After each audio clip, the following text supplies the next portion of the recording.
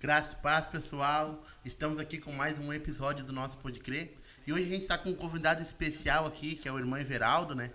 E ele vai estar contando um pouquinho dele, da vida dele. Pode falar, Everaldo, qual a tua idade, de onde tu congrega? Uma boa tarde a todos os ouvintes de qualquer tempo, qualquer horário. Meu nome é Everaldo Fanfa. Eu atualmente congrego no MIRV Centro, né, Álvaro Chaves 461 em Porto Alegre. Tenho 53 anos, sou casado com a Isabel Cristina, que me acompanha ali, e pai do Pedro e da Daniela, também avô do Samuel e da Roberta. Amém. E conta um pouquinho da tua história pra nós. Como foi tua conversão assim para entrar na igreja assim? Tu é desde a nascença da igreja ou não? Ou tu se converteu em algum tempo da tua vida? Não, na verdade, eu nasci em um lar um tanto quanto tumultuado, né? Não era uma família muito bem ajustada. Minha mãe era separada do meu pai e quanto à espiritualidade era um tanto quanto confuso, né? Aquela questão das Páscoas, das datas festivas, natais, velórios, era quando ocasionalmente se ia à Igreja Católica, né? Havia aquela espiritualidade de bairro, né? Aquela coisa da curandeira, da senhora que faz a oração nas casas, mas nós não éramos levados a nenhuma igreja. Quando eu digo nós, me refiro a eu e minha irmã, que na época éramos apenas nós dois em casa com a minha mãe. E a minha conversão foi dessa forma. Eu tinha em torno de 9 anos de idade quando, numa noite, eu percebi uma música muito bonita que chegava até os meus ouvidos e eu fiquei curioso com aquilo. As pessoas cantavam com uma alegria e eu queria saber onde é que era aquela música. Então tudo começa com a música, né? Sim. Ah, e pela curiosidade eu fui tentando achar onde era o som e cheguei numa casinha, uma casinha onde tinha um culto pentecostal. Ainda hoje existe essa igreja lá, não mais naquele prédio velho, hoje é uma igreja bem bonita, bem estabelecida. E com a minha cabecinha de criança eu entrei naquele lugar e fiquei encantado, né, com a alegria com que as pessoas cantavam ali e desejei fazer parte daquilo, né? Sim. E ainda que escondido, eu saía de casa quando havia cultos, eu ia até ali escondido. Ah, e só que aquilo começou a incomodar. Onde é que tu vai essa hora, todos os, né, quinta-feira, sábado? Onde é que tu vai? Tua mãe perguntava pra ti, daí ficava. Exato, E tu só exato. saía, não falava nada. Não falava nada, não falava nada. Não sei porquê, mas não falava. Sim. E ela ficou muito brava quando descobriu que eu estava indo na igreja dos Aleluias, né? Então, ela disse, não, não quero que tu vá lá. Não quero que tu vá, não quero que tu participe disso aí, não quero. Mas eu insisti, continuei indo, com o risco de apanhar, porque na época os pais batiam nos filhos mesmo, né? Sim, E não tinha. sem pena. Na minha época já o pau pegava. Eu não tinha rego. Então chegou o momento em que eu fui batizado com o Espírito Santo e foi uma experiência tremenda. Aquilo me encheu de fé, né, e coragem, né? Ali com 9 10 anos eu falei para minha mãe, eu quero me batizar. Ela disse, não, tu não vai se batizar, tu não vai, não vai, não vai. Anos depois eu fiquei sabendo que naquela noite ela tomou umas a mais, né? Encheu uma garrafa de gasolina e saiu transtornada, decidida a botar fogo na igreja. Né? A sorte, né? Não é sorte nem acaso, é Deus fazendo as coisas, Sim. né? A vizinha que ela respeitava, que ela ouvia, viu que ela estava transtornada e com alguma coisa na mão. Onde é que você não vai essa hora? Não, vou botar fogo naquela igreja, vou acabar com esses aleluia. Estou fazendo a cabeça do meu filho, não Por quero que isso que aí. chamavam aleluia? Era uma coisa da época, né? Era Aham. como no interior se dizia os aleluia, né? Porque se ouvia sempre isso, quem de fora passasse ouvia sempre um Aleluia. aleluia, né? E ela decidiu naquela noite então voltar para casa e não botar fogo na casa, né? Mas pediu uma reunião com o pastor, ele esteve na minha casa, então conversou com ela. ah, e ali ficou decidido que sim, eu iria me batizar, né? E de fato me batizei, fiquei frequentando a igreja por um ano e meio, e ali pelos 11 anos eu me desviei. E quando isso aconteceu, a minha cabeça pirou, né? Então eu queria fazer tudo que a gurizada aí fora faz, né? Sim. Fumar, namorar, sair e Aham. tal. E a Mas gente, eu era quando, um piá, né? a gente, quando, tipo, da tua idade, assim, que é nova, nem pensa essas coisas de É, igreja hoje em dia, né? Mas antigamente tu já sabia o que tu queria, né? sim. Desde novo, né? Mas era um piá, né? Sim. Era um piá. E, por exemplo, eu me lembro que a primeira vez que eu botei um cigarro na boca, que eu inalei a fumaça, eu me afoguei e decidi, não, eu não quero isso. Nunca mais fumei. É uma opção minha. Né? Sim. Você sabe o mundo que nós vivemos, né? A gente circula em meio a cigarro, drogas, né? Volta e meia alguém pode vir e oferecer, né? Sim. Mas tá em cada um decidir se quer usar ou não. Eu decidi não usar e nunca usei. Ah, então, ah, Ali quando tu falou que tu te desviou com uns 11 anos, isso. mas ficou muito tempo assim. Eu fiquei meses, na verdade, foram meses de tumulto, né? Porque o que tinha de bom saiu, né?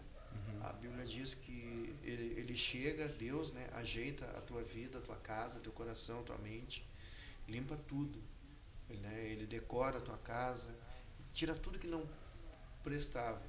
Mas se você sai, então aqueles espíritos que comandavam a tua vida, ele volta e traz mais uma turminha junto, né? É, mais um pouco, né? Então eu virei um diabo, né? Um diabo dentro de casa, brigava com ela, a gente se botava um no outro, era horrível.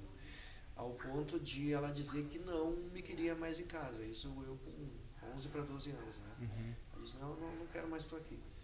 A minha avó morava então em Canoas, e ela entrou em contato com a minha avó, e a minha avó foi até Ijuí e me buscou.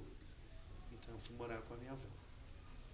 E aí começa a história com a música, né? Nesse É. momento. Ah, como que iniciou, então, já que vamos falar, né? A tua vida com a música, assim? Como que começa? Tu tinha qual era a tua idade quando tu começou, assim? Bom, eu fiquei ali congregando na Igreja Apostólica do Brasil em Canoas por muitos anos. Mas no primeiro ano eu fiquei encantado porque era um trabalho lindo, as pessoas eram muito envolvidas com a parte espiritual, muita oração, muita busca. E havia uma espécie de células, que eram os cultos nos lares, né? Uhum.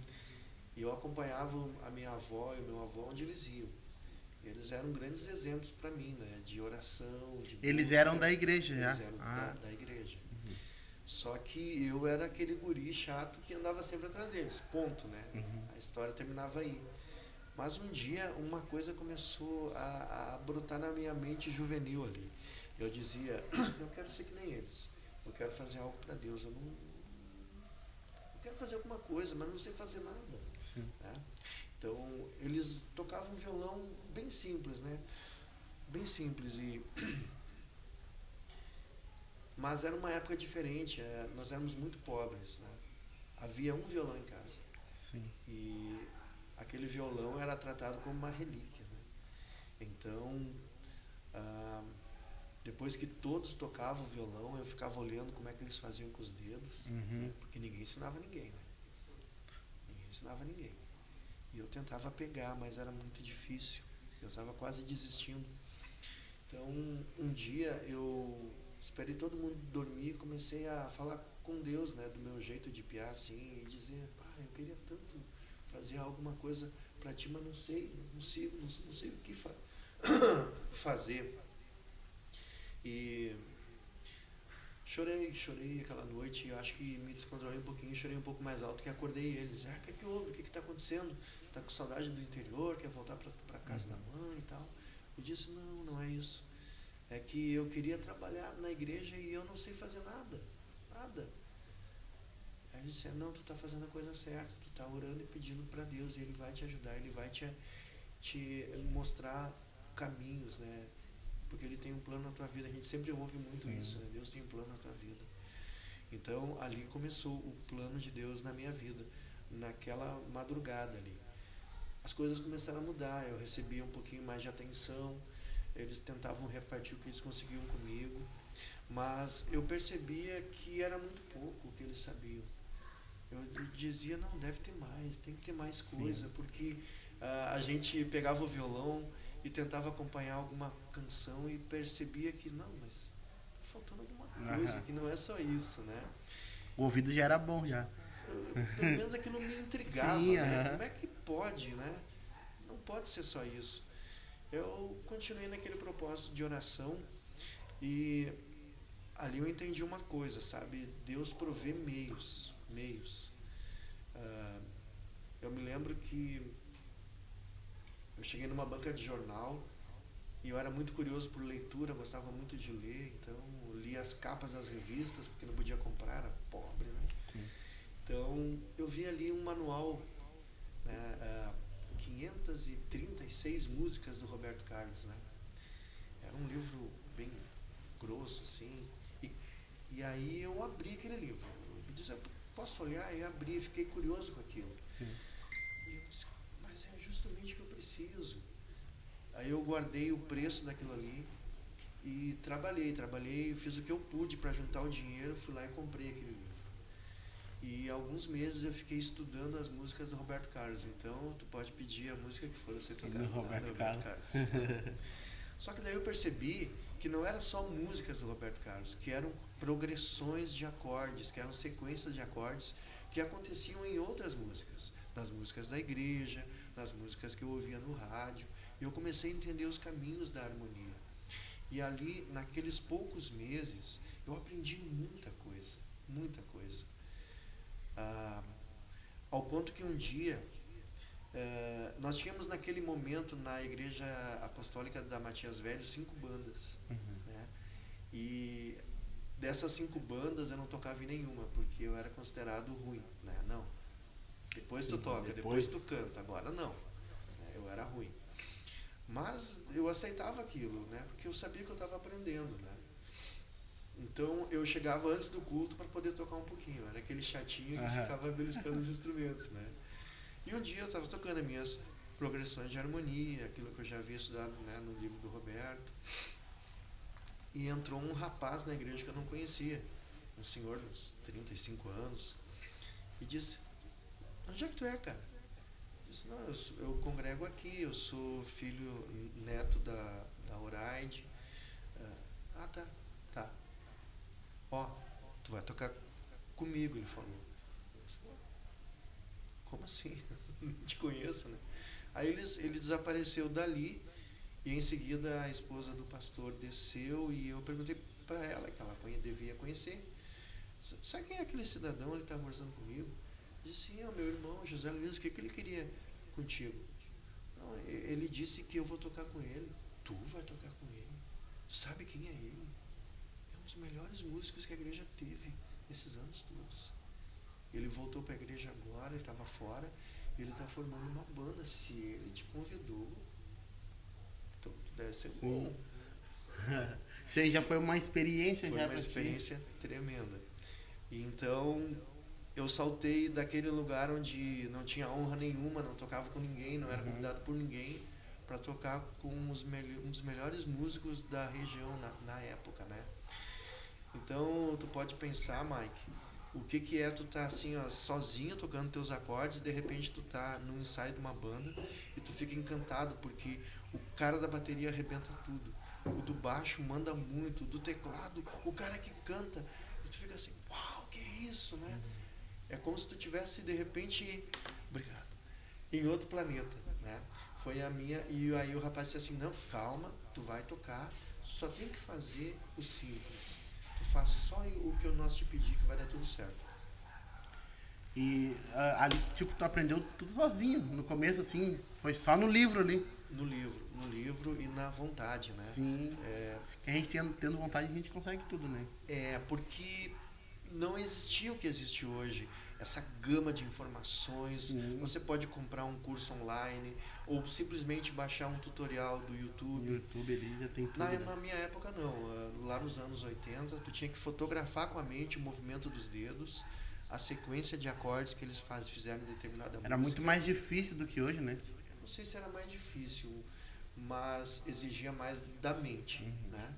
Mais da mente. Discos era uma raridade. Tu tinha que ir na casa do fulano que morava em tal bairro para ouvir a música que tu queria tirar.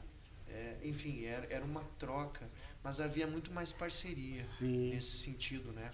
Quando eu comecei a ter essa comunhão com esses músicos de alto nível, as portas se abriram. E aí foi uma estrada maravilhosa, né? Aprendendo muito, muito, muito, muito, muito, todas as coisas. E eu comecei naquela banda tocando o que na época se chamava de guitarra base, né? Que hoje não é muito usado no nosso estilo de adoração, mas na época se usava a guitarra base. Então foi ali que iniciou a entrada na música, e as primeiras experiências foram fantásticas, né? Tocar numa igreja para 3.000 pessoas, quando tu estava no teu quarto sozinho, né? E eu me lembro que quando eu subia ali para tocar, eu lembrava da minha quando eu cheguei ali, que eu ia nessa igreja lá e observava eles tocando, e quando nós chegava em casa a gente pegava os paus de vassoura e fazia de conta que de repente tu estava ali, era um sonho, sabe? Sim. Mas foi bem difícil, foi também desafiador por causa da situação financeira, né? Eu me lembro que a mulher do pastor, ela disse: bom, se tu vai tocar lá, tu vai ter que te vestir melhor, desse jeito não dá. E aí eu não entendia, Sim. né? Mas eu só tinha uma roupa para usar na igreja, só uma especial, era só ela. Não era tão especial, não. Não, se eu digo pra ir no culto era só ela, viu? O Era só Everaldo ela. via ele com aquela roupa. Por exemplo, o sapato tinha um furo desse tamanho, né? Então, quando eu ia no culto de oração, eu orava sempre virado para a parede para ninguém ver que eu tinha um furo no sapato, Sim. né? Mas Tu começou tocando então esse violão? Violão e guitarra. Tu começou na música com o violão e a guitarra. Isso. E como, tipo, depois assim, como é que tu foi aprendendo assim os outros cantar, que nem hoje tu é músico, tu canta, né? Tu toca tudo, né? Na igreja nós passamos por vários momentos e situações diferentes, né? Então chega um momento em que você percebe que não tem ninguém para tocar teclado. E um dia eu perguntei pro meu pastor, eu estive em Porto Alegre e eu vi um músico de rua tocando maravilhosamente, tinha uma multidão na volta dele, era só ele nos teclados. Será que se eu orar ele vem para a igreja? Aí era um homem de Deus fantástico, né? Pastor Nelson Chagas, ele disse assim: olha, Everaldo, se ele não vier para a igreja, Deus vai prover aqui dentro alguém para fazer. E eu acreditei naquilo, né? Eu sei que eu não cheguei nem nos pés daquele músico que eu vi, né? Mas alguma coisa aconteceu, porque eu percebi, não, se não vem ninguém, por que eu não posso aprender, né? E aí eu comecei a me dedicar, ainda que de uma forma muito amadora, né? Porque eu não entendia que cada instrumento tem a sua prática e a sua técnica, né? Então, se eu pensar no violão como eu penso no teclado, não vai dar certo, a técnica é diferente. E ao contrário também, se eu toco violão e penso que eu vou tocar teclado, eu vou tocar. Só que muito limitado, porque eu não vou ter a técnica específica do instrumento. E quanto à voz, ela saiu de uma situação muito parecida também, né? À medida que eu ia crescendo, a liderança ia se tornando natural. Quando a gente começa a tocar um pouco melhor, então é natural que as pessoas queiram estar perto de ti, conversar contigo, trocar ideias, o que tu pensa a respeito disso ou daquilo. E a partir disso, eu acredito, a liderança da igreja me colocou como líder dos jovens e líder do louvor. Então foram anos de muito aprendizado naquele local ali. E havia a necessidade de cantar também, né? Só que eu tinha um trauma, porque com 11, 12 anos ali, logo que eu cheguei à igreja, eu chegava no domingo de manhã na escolinha bem cedo, abria o caderno do coral e começava a cantar. E eu nunca vou esquecer que as meninas sentavam no último banco e começaram a rir. E eu achava, mas o que é tão engraçado, né? O que é tão engraçado, né? E aí depois eu entendi que elas riam porque eu não sabia cantar direito. E elas vinham de uma cultura já um pouco mais, né, dedicada a essa área. Ah, e era muito difícil porque não se tinha instrutores de técnica como hoje você tem, né? Não tinha conhecimento disseminado, não tinha nada disso. Ou você sabia ou não sabia, né? Alguém podia até naquela época imaginar que nascia com dom, né? Eu não tinha dom nenhum, nem para cantar, nem para tocar, né? Bah, Mas eu tinha muita vontade de sim. aprender. Então, já por ali eu entendi que o trabalho é que faz a diferença. E, de fato, pela minha vida e ministério, passaram muitos colegas com um dom maravilhoso, mas que não foi desenvolvido e que, por fim, se extinguiu, né? Os cuidados da vida, casamento, ou outros interesses se sobrepujaram a esse dom, né? E ele ficou enterrado. Enterrou-se o dom. Mas, então é isso. Quais foram os desafios que tu teve no início, assim? Desafios que tu passou, que nem esse aí na música, que não sabia, e mesmo tu sabendo que eles estavam rindo de ti, tu insistiu e conseguiu, né? Sim. Desafios. Foram tantos, né? Tantos desafios. Sim. Mas o maior deles é a falta de grana, né? Muito andei a pé, quilômetros para assistir um culto, para ir num ensaio. A sorte que o Transurb era baratinho na época, né? Pegava o trem e do trem tu caminhava ali mais 4 quilômetros até a igreja, mais 4 quilômetros para voltar. Então vocês podem imaginar que eu era bem magrinho, né? Esses dias acho que eu fui pro Léo, não lembro, que eu falei que antigamente as pessoas eram tudo magro, não existia gente gordinho que nem eu, assim. Os caras caminhavam muito, né? Hoje em dia, os caras tudo tem carro, tudo aí, acabar, né? Qual a diferença que tu acha assim, da geração da antiga pra geração de hoje?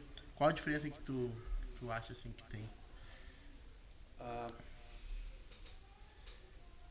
Esse é um tema delicado, porque quando você tem 53 anos, eu detestaria dizer no meu tempo, porque o tempo que eu tenho é esse. Sim. O tempo que passou, passou. Então eu não posso dizer no meu tempo, mas eu posso talvez contar como era as coisas no passado e como hoje eu vejo, né? Uhum. Como eu já havia dito para vocês, as dificuldades eram de se conseguir material. Para mim chegou essa apostila do Roberto Carlos, depois chegou um livro fantástico do Paulinho Nogueira, que eu recomendo ainda hoje, né? Quem quiser aprender violão, pega o manual do Paulinho Nogueira. É difícil de achar. A única loja em Porto Alegre que vende é na Senhor dos Passos, que eu vou esquecer o nome agora, mas é a única loja de música que tem ali em frente ao Instituto de Artes da Senhor dos Passos, depois eu lembro o nome. É fantástico, um livro maravilhoso. Então, a grande dificuldade era material para estudar. Não tinha. Ou vinha do exterior, ou não. Tá? Eu tive a possibilidade de tocar com grandes mestres, né? Posso citar alguns nomes aqui: Maestro Tita Duarte, Maestro Josué Cruz, Cezimbra Filho, nossa, Daniel Farias, nossa, grandes pessoas gentis, talentosas, que repartiam o conhecimento que tinham com quem quisesse, né? Então, talvez para essa geração falte referenciais, sabe? Referenciais da sua idade, pessoas da sua idade que tenham destaque, que realmente dominem um instrumento muito bem, que tenham a habilidade de repartir, porque tocar bem é uma habilidade, ensinar é outra. Não quer dizer que a pessoa que sabe fazer bem algo, ela conseguirá ensinar isso a outras pessoas, né? Sim. Então, talvez falte a essa geração referenciais. E nós estamos vivendo hoje um processo musical que ele limita um pouco a criatividade e o estudo, o próprio conhecimento. Hoje, nas nossas igrejas, com 4 acordes você toca um louvor, né? Nos anos 80 não era assim, nos anos 90 não era assim.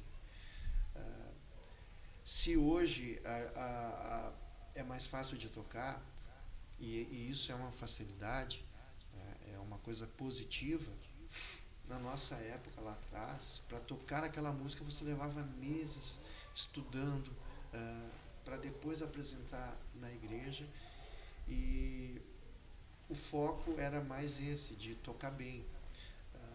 Existia essa perspectiva, mas também existia algo ali que era preocupante, que era você focar demais na música e esquecer a parte espiritual. Então, essa geração de hoje, eles poderiam, por ser fácil, não focar tanto na música e focar mais na parte espiritual. Seria uma coisa interessante. Mas, infelizmente, nem sempre é isso que acontece. Então, por ser fácil de tocar, muitas vezes o músico ele não se prepara, ele não ensaia, ele acredita que poderá aprender tudo na hora, porque é tudo fácil. Mas nem sempre é assim, né? Então, às vezes o músico ele sequer ouviu aquela música, né? Ele sabia 2 semanas atrás, um exemplo, que seria executada aquela música na igreja, mas ele não se preparou, ele não escutou, ele não ouviu. Então, chega ali na hora, é muito fácil ver que a pessoa não entregou. Então, isso é algo que me preocupa, né? O despreparo e o descaso para com a obra de Deus e para com fazer as coisas com excelência. E eu me preocupo se isso não é um reflexo de uma coisa maior, né? E seria um alerta para as nossas lideranças, né? Olharem com mais cuidado, né? No sentido de que, como é feito, né? O preparo dos sermões, das mensagens, se eu estou entregando o meu melhor para a igreja, se isso produz nos meus liderados o desejo de, nas suas áreas, fazer melhor também, né? A música é algo poderoso. No início aqui, vocês perguntaram, eu respondi que foi a música que me atraiu até a igreja. Não era nada muito elaborado, difícil. Na verdade, naquela igrejinha, era um senhorzinho cego que tocava a gaita. E ele só sabia tocar em um tom. E só sabia aquela sequência de acordes. Então não importava a música, era sempre aquele jeito que ele tocava. Aquele acorde lá. Então, o mais importante não seria tocar bem, mas ser verdadeiro, sabe? Subir no altar e saber que, opa, esse aqui não é porque é de madeira ou é de concreto, mas é o lugar onde Deus separou pessoas para cultuar a Ele. E essas pessoas vão mostrar para a igreja como é que se adora. Então, eu tenho uma obrigação, uma vez que eu estou envolvido nesse processo de subir aqui, e na minha postura, no meu jeito de tocar, de cantar, eu tenho a obrigação de mostrar para a igreja como é que se faz. Sim. É eu que tenho que fazer, não é o pastor. O pastor ele faz a parte dele, mas a minha parte como músico é me posicionar diante da igreja, e a igreja vê na minha vida, no meu gesto, em tudo que eu tenho e que eu sou ali, que esse cara acredita no que ele faz. Eu quero ser que nem ele, eu quero louvar que nem ele. Eu não sei cantar, mas levantar as mãos que nem ele eu consigo. Sim. Me posicionar diante dali, dar uma glória a Deus, eu consigo. Eu acho que é por aí, ser verdadeiro. Um conselho que tu daria para as pessoas hoje que estão começando nesse ramo da música, né? Que estão te ouvindo aí, para mim. Meu conselho para você que está começando procure um professor. Invista algum tempo, além de seu dinheiro, num professor.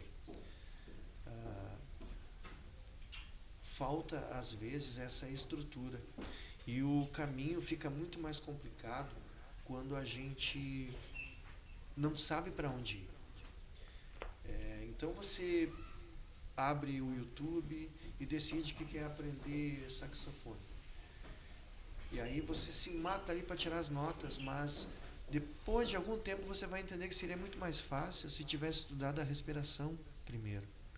Aqui eu faço um paralelo. Cada instrumento tem a sua técnica. Então é muito mais fácil quando você pode ter um professor. E existem projetos dentro da cidade, tem aulas gratuitas de música que a prefeitura oferecia ou oferece ainda, mas sempre há um modo, sabe? Agora, se você não tem condição de pagar um professor, então aí sim, aprenda os acordes, aprenda as escalas, aprenda uma música, 2 músicas e apresente isso. Mostre para alguém. Coloque uma perspectiva. Não fica parado dentro de casa. Eu já sei tocar para mim. Não. O que você tem é para dividir. A música, ela é para sair de dentro da sua casa, de dentro de você, da sua mente, do seu coração, com energia, com emoção, tocar as pessoas, fazer as pessoas pensarem.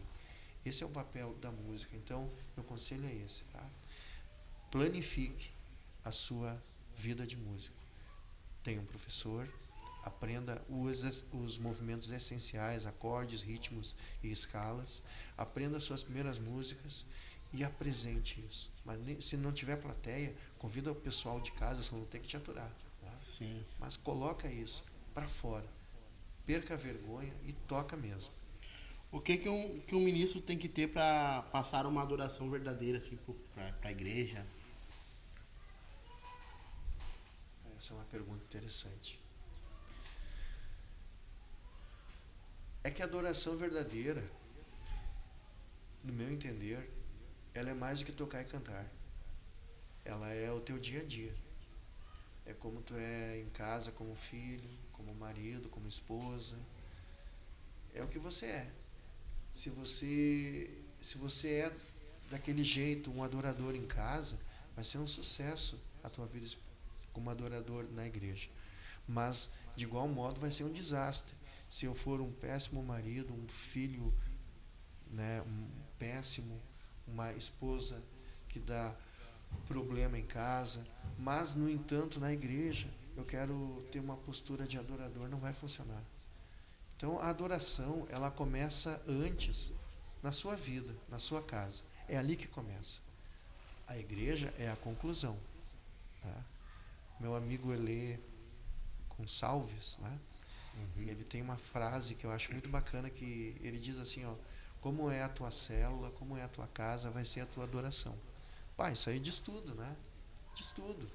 Então, primeiro a casa, primeiro a pessoa que eu sou, e depois adorador.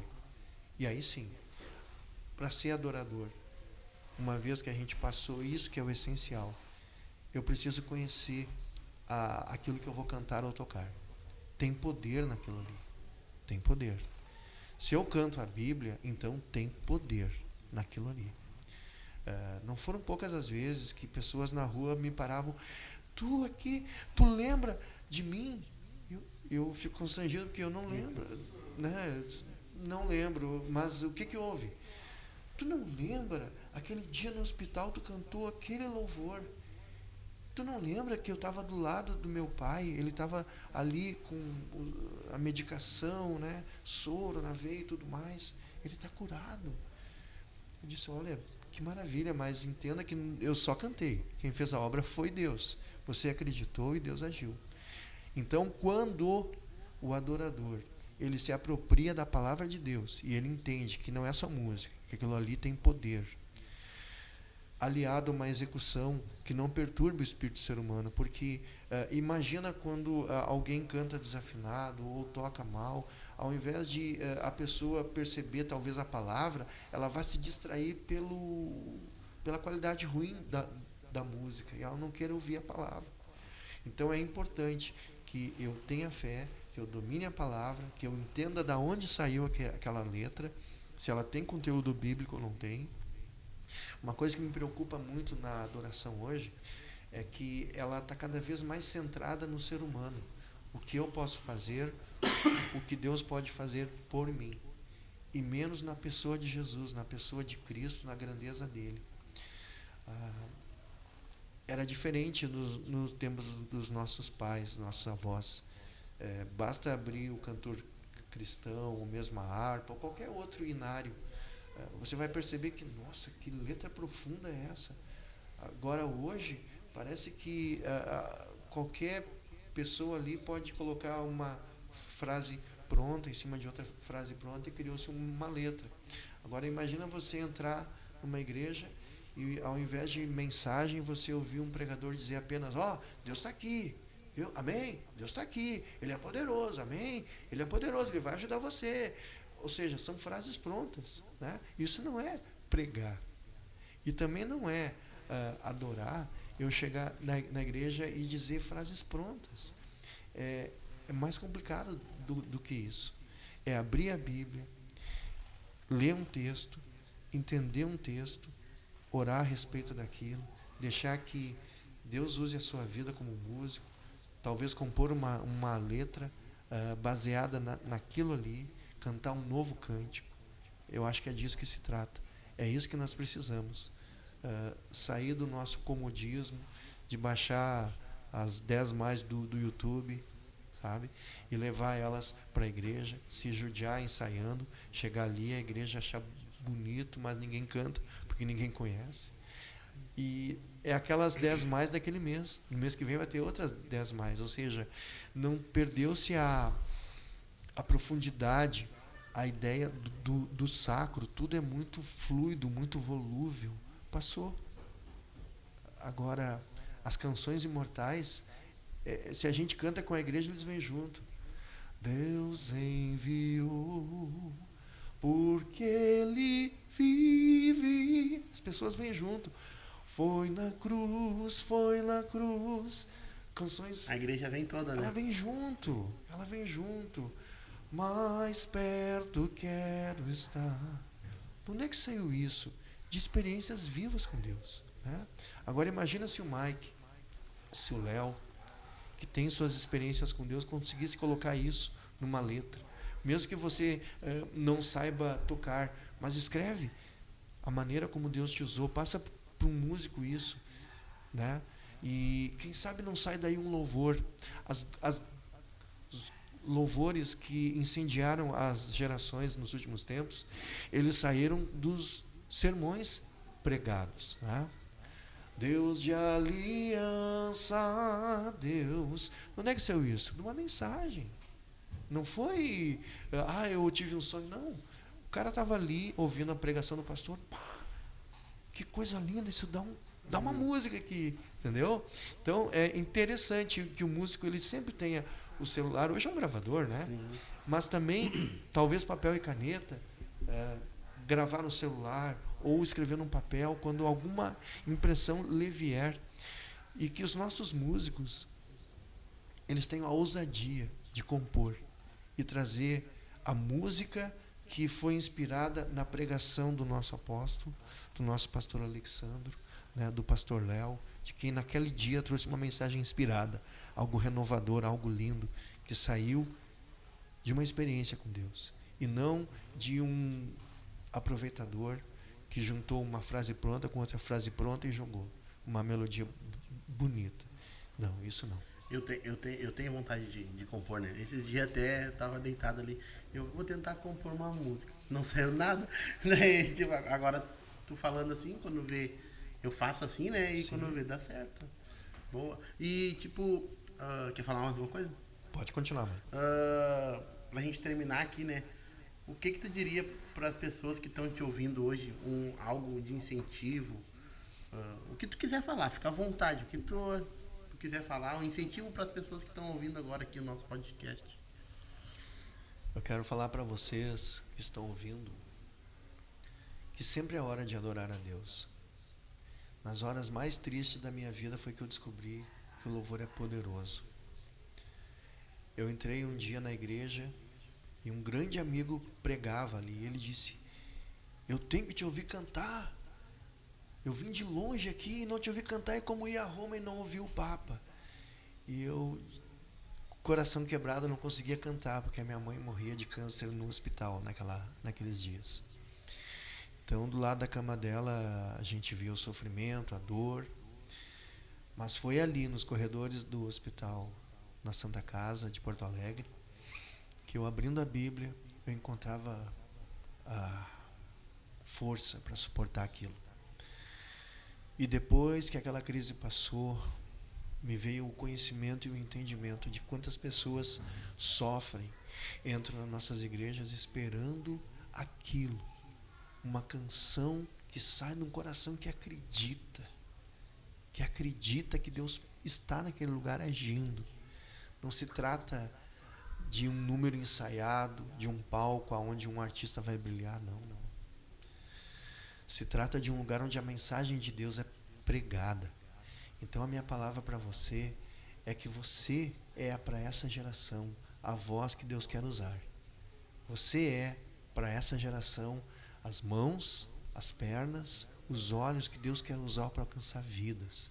Então não importa se você hoje não sabe cantar, não sabe pregar, decida-se hoje a fazer da sua vida algo especial para Deus. Eu, com 11 anos, decidi.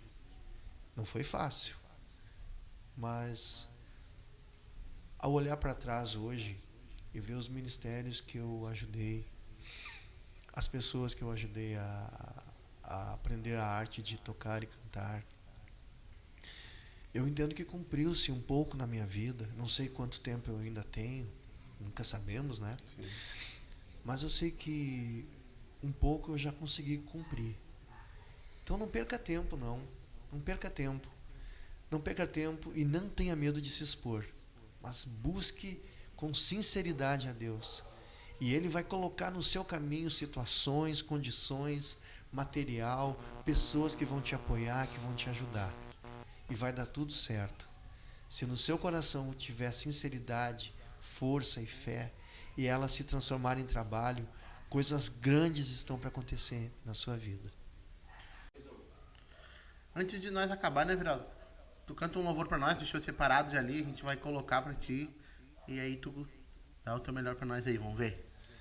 Homenageando aqui uma das minhas inspirações, Família Nascimento, abrindo a caixinha da memória, essa canção que falou tanto comigo e com tantas pessoas.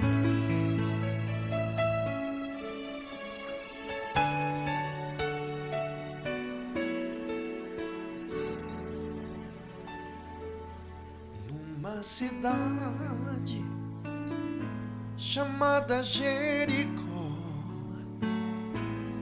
anunciaram que Jesus ia passar. Havia um homem humilhado, desprezado, solitário, pois não tinha como ver a glória de Deus.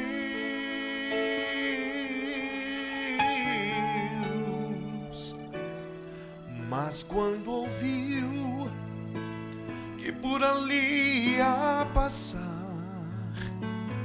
um homem que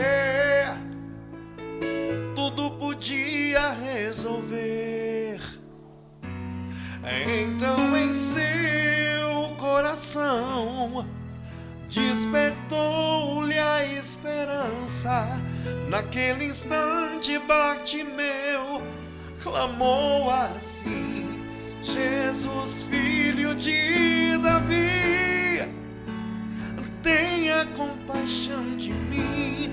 Jesus, filho de Davi, atende o meu clamor. Jesus, filho de Davi, tenha compaixão de mim. Jesus, filho de Davi, atende o meu clamor. Tá, né, pessoal? É isso aí. Chegamos mais no final do nosso podcast. Espero que vocês tenham gostado do nosso amigo Everaldo, né? E que Deus abençoe vocês. É isso aí.